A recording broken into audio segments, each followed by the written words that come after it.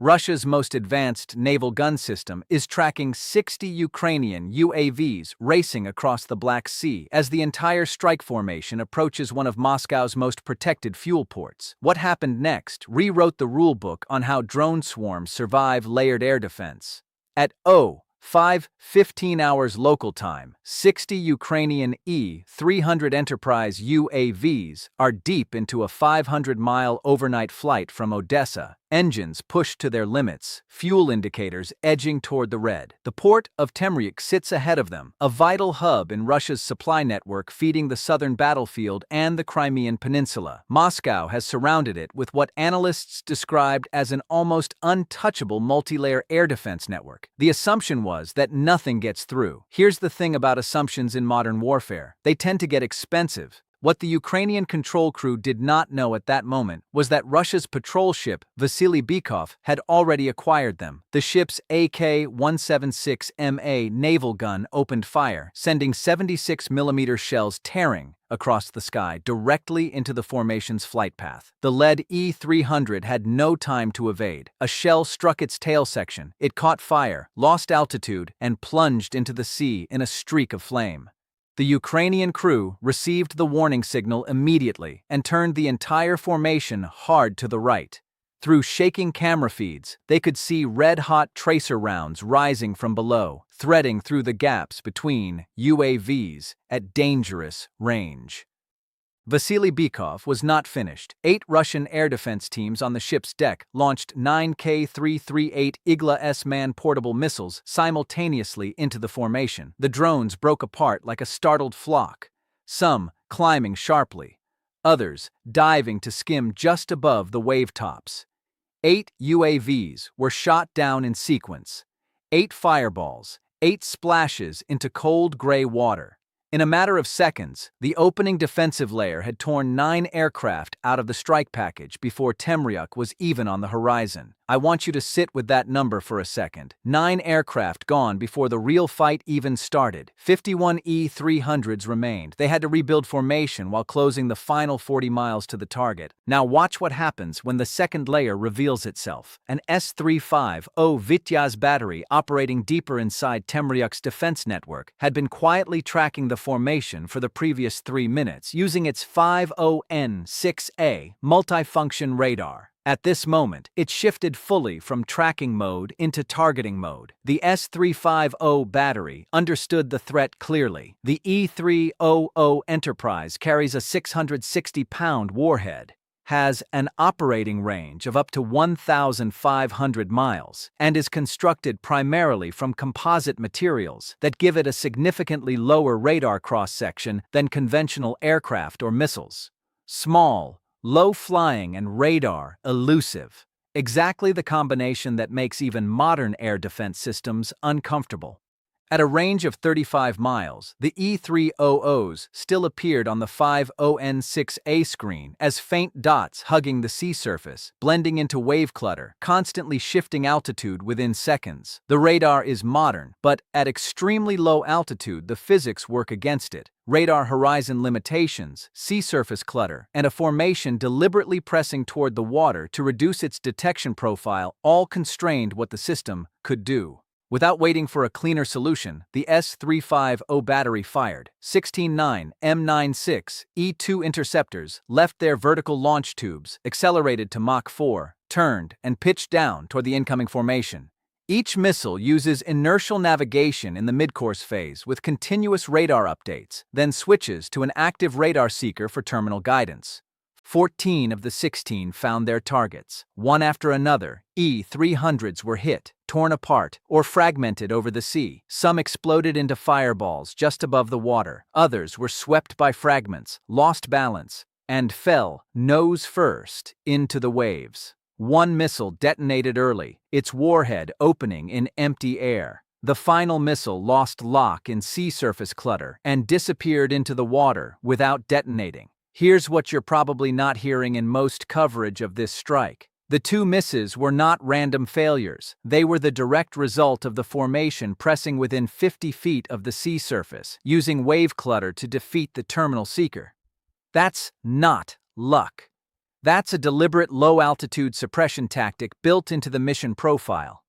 37 E-300s remained, and the debris from the 14 destroyed aircraft created an unexpected problem for Russia. Composite fragments, burning smoke, shattered carbon fiber, all of it merged with sea surface clutter on the radar screen, masking the surviving aircraft's flight paths inside a cloud of overlapping reflection points. The 37 survivors immediately spread wide, flying zigzag patterns at unpredictable altitudes. One aircraft, holding at 50 feet, climbed in under a second. Another jerked 70 feet left within 2 seconds, then dived back toward the water. Another shook right for 3 seconds, breaking its flight path into segments too erratic for a missile's intercept calculation to solve cleanly. Target data from the S-350 battery was transmitted forward to Pantsir S-1 systems positioned near the port itself. The Pantsir crews chose to fire in pairs rather than full salvos, conserving ammunition against targets with unpredictable flight paths. The first pair was immediately effective, 2 E-300s destroyed. Encouraged by that result, the crew fired 2 more waves, 857E-6 missiles in total. Only 2 found targets. The other 6 detonated where the UAVs had been seconds earlier. The formation had already moved. Unable to keep burning missiles against empty coordinates, the Pantsir crews switched to their twin 30mm 2A38M cannons, which produce around 5,000 rounds per minute. Over 3 minutes, approximately 1,500 rounds were fired, building a wall of fire across the low-altitude approach corridor. 2 more E-300s were destroyed inside that curtain, but 33 aircraft kept racing toward Temryuk.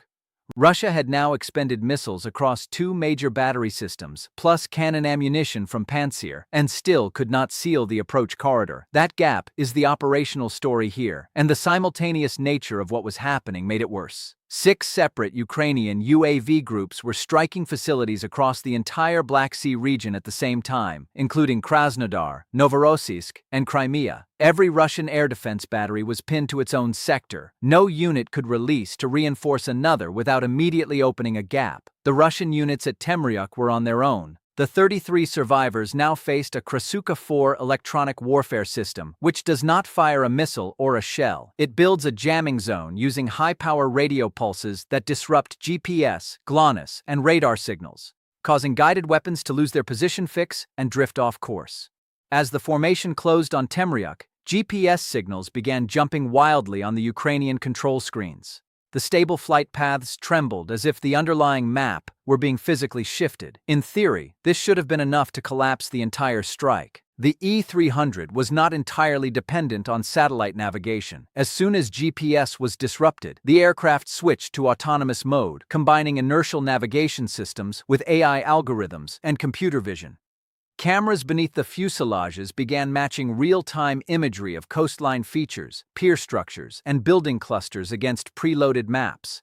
Aircraft that still had communications used backup channels through Starlink or Iridium.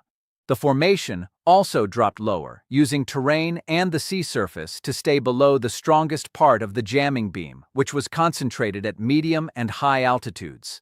5 aircraft could not make the transition cleanly. They lost control signals and GPS almost simultaneously, drifted from their flight axes, and struck coastal cliffs in the early morning fog. 5 more, gone. 28 continued forward. Fuel reserves were now at 12%, enough to reach the target. Not enough for additional evasive maneuvers if another interception layer materialized. A 2K-22 Tunguska system was waiting ahead, chosen not for precision, but for volume. The Russian commander understood that expending expensive interceptor missiles at this stage against a swarm of relatively cheap UAVs was not sustainable economics. Tunguska's 23mm cannons opened fire as the 28 remaining aircraft entered its zone. In the first minute, the effect was immediate. 7 UAVs were removed from the formation, some rolling sideways from wing hits, others losing lift after fuselage penetration, others trailing black smoke before falling. The Ukrainian control crew responded immediately, dropping the formation to 140 feet and spreading along broken paths that pulled Tunguska's aiming axis in too many directions simultaneously. The turret could not rotate flexibly enough to maintain a coherent curtain of fire against a spreading low-altitude swarm.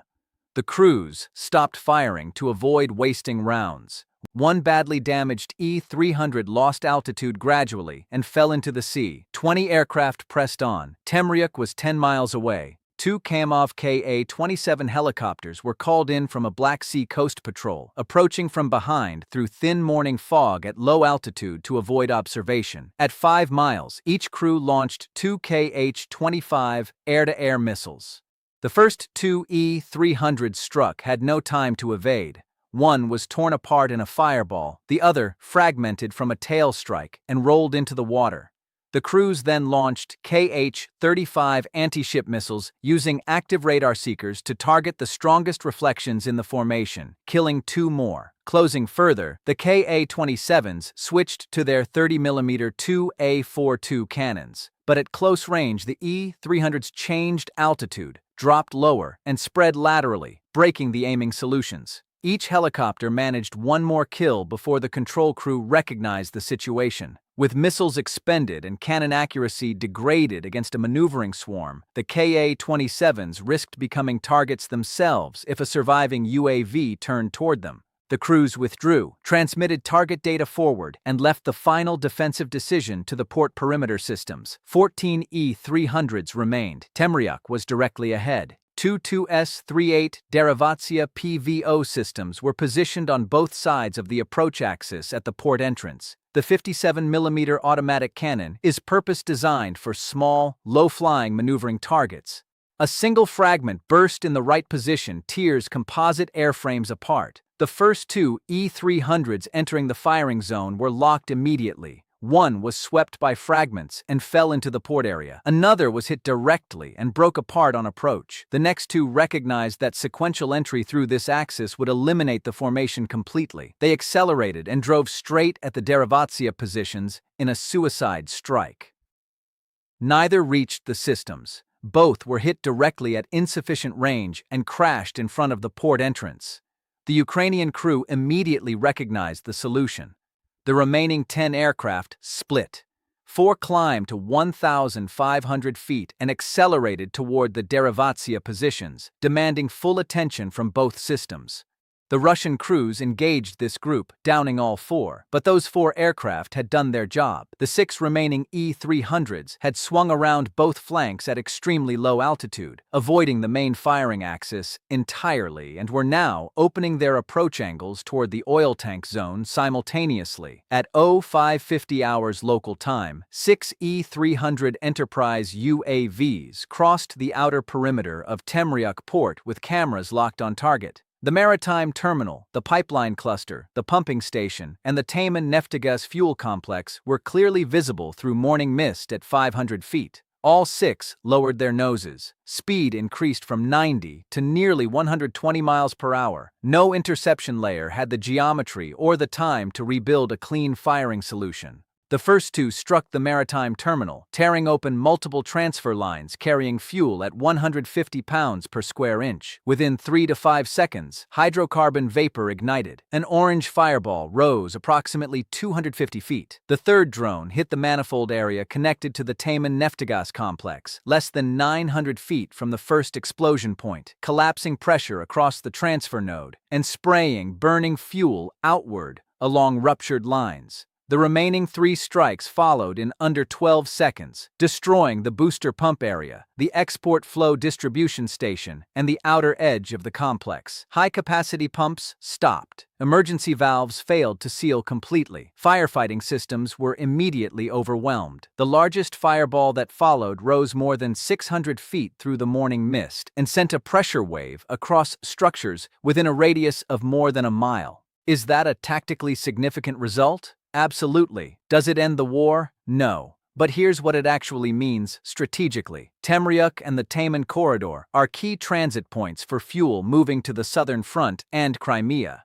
When pumping stations, manifold clusters, and storage infrastructure are destroyed simultaneously, the supply flow does not slow down gradually. It hits a bottleneck immediately. Ukrainian estimates, cited by officials in Kyiv, put the combined cost of strikes on Russian energy infrastructure, including Temryuk, Afipsky, and Syzran, at approximately $7 billion to the Russian war economy across the first 6 months of 2026. That figure represents Ukrainian estimates and should be treated as a claim, not a verified accounting. But the strategic logic behind the campaign is real, regardless of the precise number. President Zelensky has described these strikes as long-range sanctions, using UAVs to strip away the fuel, revenue, and logistical capacity Russia requires to sustain its offensive posture. Here's what most coverage is missing: the secondary pressure this campaign creates on Russian air defense distribution. Every system Russia pulls to protect rear infrastructure like Temryuk is a system no longer available at the front. The simultaneous multi-axis attack on the Black Sea region on this single night forced every battery in the network to stay locked on its own sector, unable to reinforce neighbors. That is a deliberate force distribution strategy, not simply a series of infrastructure strikes. Russia is now managing an overextended defensive network with increasing pressure at both ends. 60 UAVs launched. 46 were destroyed across 6 defensive layers, involving a naval gun system, Igla-S manpads, S-35O Vityaz missiles, Pantsir S-1 missiles and cannon, Krasuka-4 electronic warfare, Tunguska cannon, Ka-27 helicopter-launched munitions, and Derivatsiya-PVO. 14 reached the target. 6 executed the final strike. By any measure of attrition, that looks like a Russian defensive success. But the 6 that got through destroyed the exact infrastructure nodes needed to trigger a cascading fuel system failure. That is the operational calculus Ukraine has accepted, and based on the result at Temryuk, it is working. I'm Bradley Fox. This is Military Fox.